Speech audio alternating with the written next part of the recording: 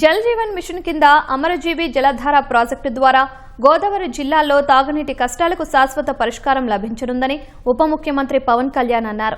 మంగళగిరిలోని క్యాంపు కార్యాలయంలో ప్రాజెక్టు పనుల పురోగతిపై సమీక్షించారు. ఉమ్మడి తూర్పు పశ్చిమ గోదావరి జిల్లాల పరిధిలో 33 లక్షల మందికి దాహార్తి తీర్చేలా ఈ ప్రాజెక్టులను ముందుకు తీసుకువెళ్తున్నామన్నారు. నిర్ణీత గడువులోగా ముఖ్యమైన నిర్మాణాలు పూర్తి చేసి ప్రజలకు అందుబాటులోకి తేవాలని అధికారులను ఆదేశించారు. నీటి ఎద్దడి తీవ్రంగా ఉన్న ప్రాంతాలను గుర్తించి అక్కడ జల్ జీవన్ పనులు వేగిరం చేయాలన్నారు. ఇన్టేక్ వెల్స్, వాటర్ ట్రీట్మెంట్ ప్లాంట్లు, రిజర్వాయర్లతో పాటు పైప్లైన్ల నిర్మాణం వంటి కీలక పనుల పురోగతికి సంబంధించిన వివరాలు ఆర్డబ్ల్యూఎస్ అధికారులు వివరించారు. 3050 కోట్లతో చేపట్టిన పనులు నిర్దేశిత లక్ష్యాల దిశగా సాగడంపై పవన్ సంతృప్తి వ్యక్తం చేశారు.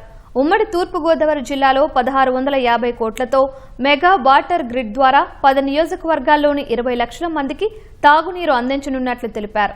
2 ఇంటేక్ వెల్స్, యాక్సెస్ బ్రిడ్జీల నిర్మాణ పనులు పురోగతిలో ఉన్నాయని అధికారులు వివరించారు. 182 కిలోమీటర్ల మేర పైప్లైన్ పూర్తయిందన్నారు. ఉమ్మడి పశ్చిమ గోదావరిలో 1400 కోట్లతో 13 లక్షల మందికి తాగునీరు అందించనున్నట్లు చెప్పారు.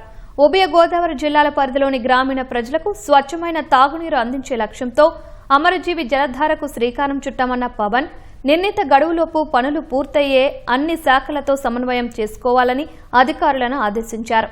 నీటి ఎద్దడి తీవ్రంగా ఉన్న తీర ప్రాంతాల్లో పనులు వేగం పెంచాలన్నారు. త్వరలో రాష్ట్ర వ్యాప్తంగా జల్ జీవన్ మిషన్ పనులను క్షేత్రస్థాయిలో పరిశీలిస్తామని పవన్ వెల్లడించారు.